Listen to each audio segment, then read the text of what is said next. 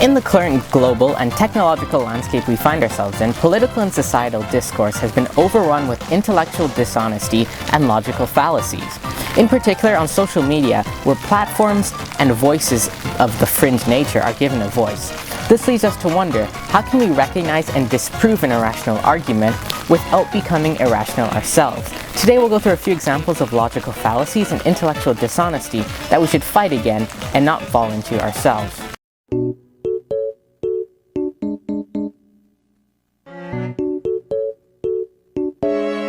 Often in situations of debate, people find themselves relying on dodging questioning, digging into logical fallacies, ignoring truth, and devolving into sensationalist debating techniques.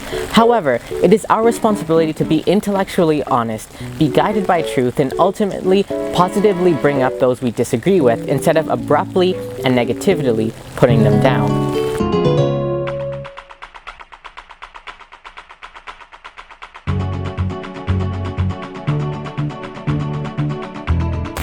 As Perry Tam puts it in the Entrepreneur magazine, intellectual honesty means always seeking the truth regardless of whether or not it agrees with your own personal beliefs. It's not fudging for whatever reason. However, it must be noted that even though someone is being intellectually dishonest, doesn't mean they have evil or nefarious intentions. Especially in the cases of fallacies, where sometimes something may truly seem logical to the individual, even though it may not be correct. In argument and debate situations, one of the most common forms of intellectual dishonesty is dodging a question and pretending to be answering it. Here are a few types of question dodging we should learn to recognize. Are you pro-dog or pro-cat? The question of dog versus cat is an essential question for society at large, especially when we're talking about big important questions, which really reminds me of the question of whether or not we should be using fossil fuels in our daily life, which have a negative effect on the health and lives of different species throughout our country. Where was Mr. Trudeau when we first started discussing the problem of cats versus dog? It's been years and years since Mr. Trudeau last ever spoke about this issue. It is all his fault, and he should be blamed for it.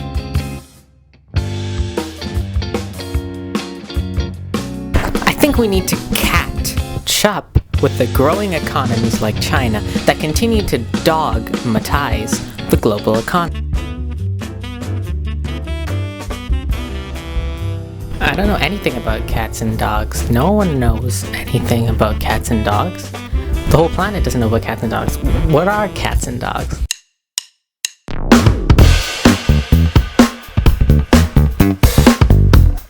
Nobody in the whole world knows as much about cats and dogs as I do, and that's also why I'm a billionaire and have had several successful companies throughout the world, and how we're gonna make America great again and build a wall and lock her up. Actually, only one intellectually honest way to dodge a question, and that is, wait for it, to simply answer the question.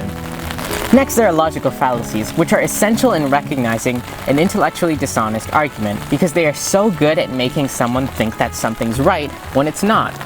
They can prove something's logical even though it may not be true. Here are 5 of the most common logical fallacies which are essential in recognizing an intellectually dishonest argument. These can be both recognized in your opponent and yourself. Why do you believe cats are better than dogs? You know, computer science and philosopher Jaron Lanier once said that the behavior of cats mirror the human desire to find an eternal freedom that they can no longer possess.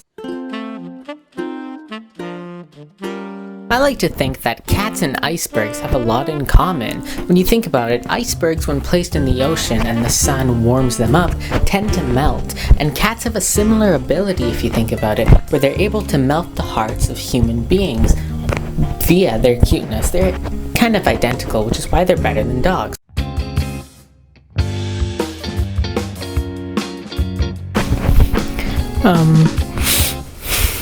I was once barked at, not once, but 3 times by a dog.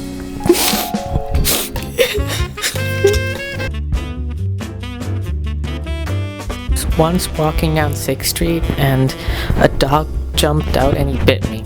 and I walk down 6th Street every day, and I've never once been bitten by a cat. It is important to note that when you're in these situations, do not be aggressive. You need to respect your debate partner and try and recognize their point while also disproving their fallacies. Most of the time, they don't know they are engaging in a fallacy, which is why you should gently point it out, and the way to resolve an argument is to unwind their logical fallacies, but also to use techniques that are nice, appealing, and warm, such as the Trevor Noah debate technique. First, start by communicating that you aren't there for a fight. You can do this subconsciously. You can do this, for example, by using a soft tone of voice, by letting your opponent speak, hearing out their opinion, and try and slowing down the argument. By pausing, reducing the anger and tension, and using upward inflections to leave your opponent feeling comforted and unthreatened. Try also to throw in some jokes, but realize that if you joke yourself, you should be able to take a joke as well. Second, ask questions. Use the Socratic questioning technique to better understand your own opponent's perspective, but do not engage in logical fallacies such as the straw man technique, where you use accusatory and warped questions to disprove your opponent's argument. That is not appropriate. Use genuine questions that show you want to truly understand their views.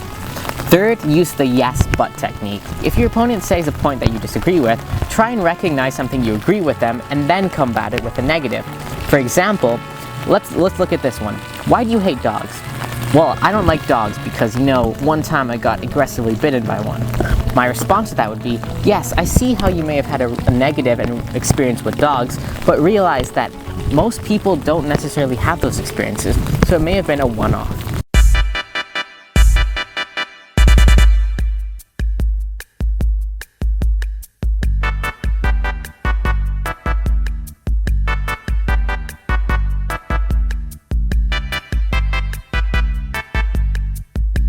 There are definitely people in the world who believe that using the Trevor Noah technique of argumentation is being insensitive and unauthentic to others around them. They look at it as, from their perspective, as if you put yourself in the shoes of the person you're debating against, they may feel demonized, like they're being looked down upon, and then that they're seeing themselves as inferior to the person who's using this technique on them. And especially if the person you're using the technique on already knows that it's a thing.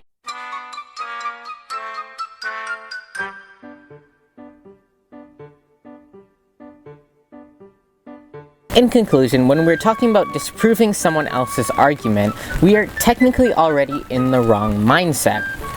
We do not want to push those around us down because of the views they may have. We want to use truth and logic to help guide someone around us to break free of those logical fallacies and into a land of intellectual honesty. Disproving someone's argument is about bringing them up, not about pushing them down. So next time you're in certain situations of debate, make sure you look out for logical fallacies that you may use yourself and in your opponent. And just like that, you're able to debate smarter, not harder.